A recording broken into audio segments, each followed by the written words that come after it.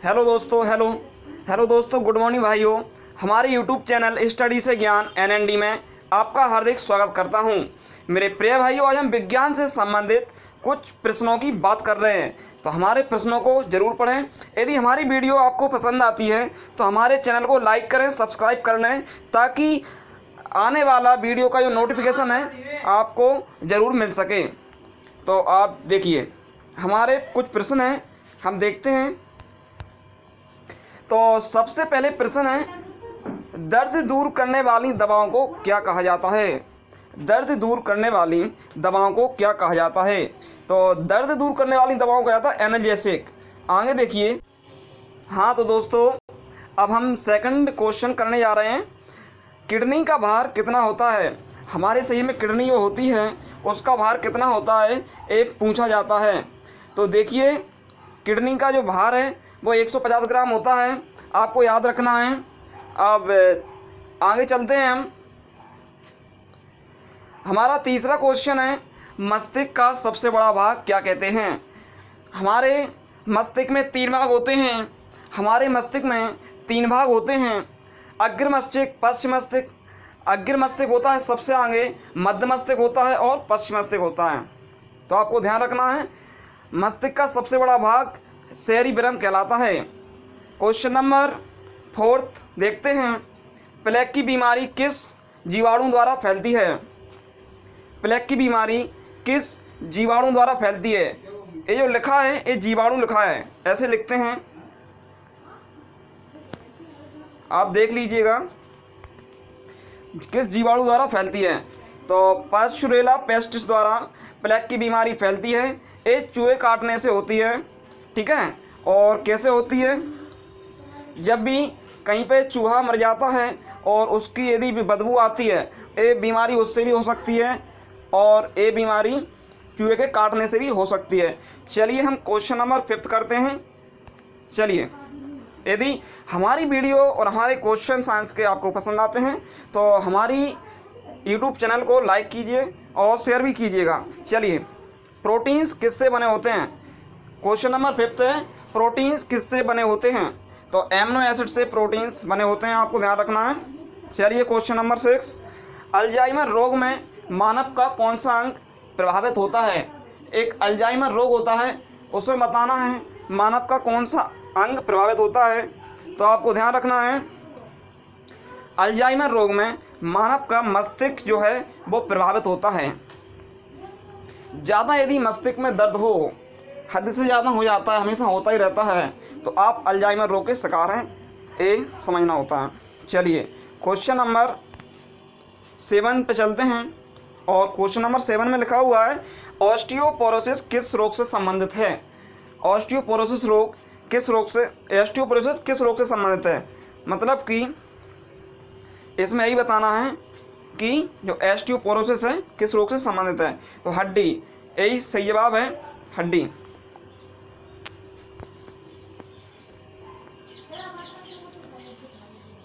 हड्डी से, ठीक है।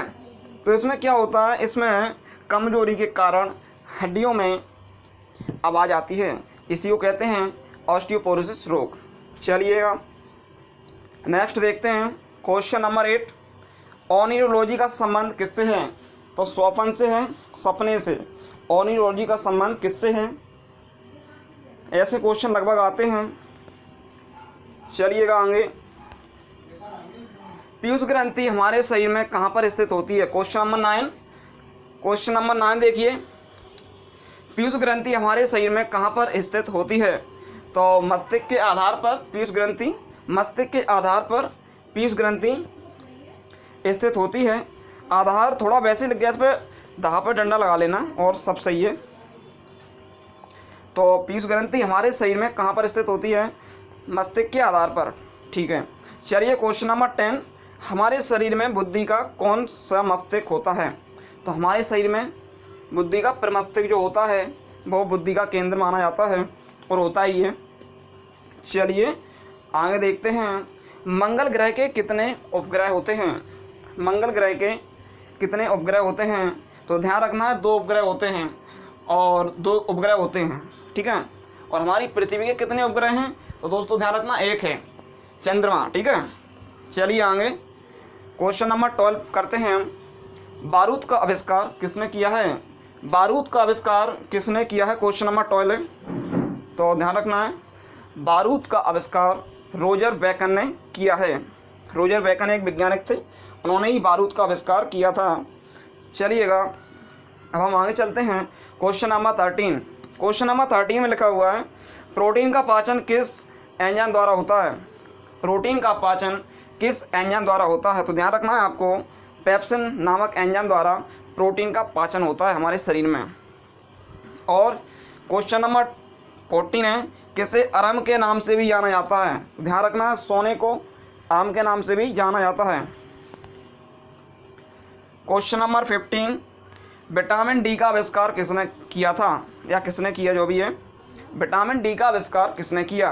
तो हमको ध्यान रखना है, विटामिन डी का आविष्कार हॉकिंस नामक वैज्ञानिक ने किया था। आगे क्वेश्चन नंबर 16, किसे जीवन का रासायनिक ब्लूप्रिंट कहा जाता है? क्वेश्चन नंबर 16 है किसे जीवन का रासायनिक ब्लूप्रिंट कहा जाता है?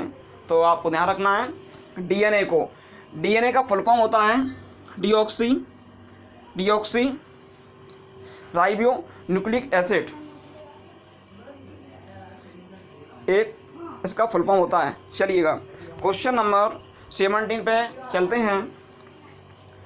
लोकजा किस रोग से संबंधित है? क्वेश्चन नंबर 17 में दिया है लोकजा किस रोग से संबंधित है? तो ध्यान रखना है, टिटनेस रोग से संबंधित है लोकजा। इसमें क्या होता है, शरीर जकड़ जाता है टिटनेस रोग में, मतलब एक तरीके से लोक तरीके का लग जाता है, तो ये होता है टिटनेस रोग। ठीक है, तो लोकजा एक तरीके से टिटनेस रोग से संबंधित है, ध्यान रखना है।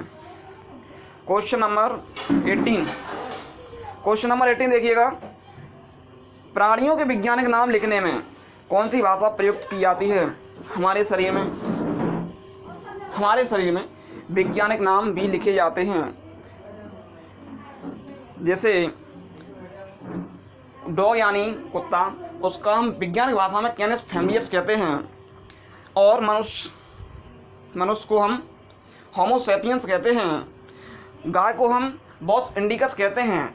हर जीव जंतु का, हर प्राणी का नाम के अलावा, हिंदी नाम के अलावा, इंग्लिश नाम के अलावा वैज्ञानिक नाम भी होता है जो लैटिन भाषा में लिखा जाता है। तो इसमें यही पूछा था, प्राणियों के वैज्ञानिक नाम लिखने में कौन सी भाषा प्रयुक्त की जाती है? तो प्राणियों के वैज्ञानिक नाम लिखने में लैटिन भाषा का प्रयोग किया जाता है। चलिएगा आज के हमारे क्वेश्चन लास्ट हैं 19 और 20। देखिए, जनसंख्या का अध्ययन क्या कहलाता है? तो ध्यान रखना है, जनसंख्या का अध्ययन डेमोग्राफी कहलाता है। जनसंख्या का अध्ययन डेमोग्राफी कहलाता है। और लास्ट क्वेश्चन है हमारा 20, ब्राइट्स रोग किस प्रभावित करता है? ब्राइट्स रोग किसे प्रभावित करता है? तो ब्राइट्स रोग गुर्दे को प्रभावित करता है, गुर्दे में दर्द होता है, वही ब्राइट्स रोग होता है। तो आपको ध्यान रखना है। तो दोस्तों, हमारी वीडियो आपको कैसी लगी कमेंट करके ज़रूर बताइए, और हमसे जुड़े रहिए। और हमसे जुड़े रहने के लिए हमारी वीडियो को सब्सक्राइब कर लें, ताकि समय समय पर जो मैं वीडियो बनाऊं विज्ञान से संबंधित और मैथ से संबंधित, जिसका नोटिफिकेशन आपको सबसे पहले प्राप्त हो। जय हिंद साथियों, जय हिंद, जय भारत।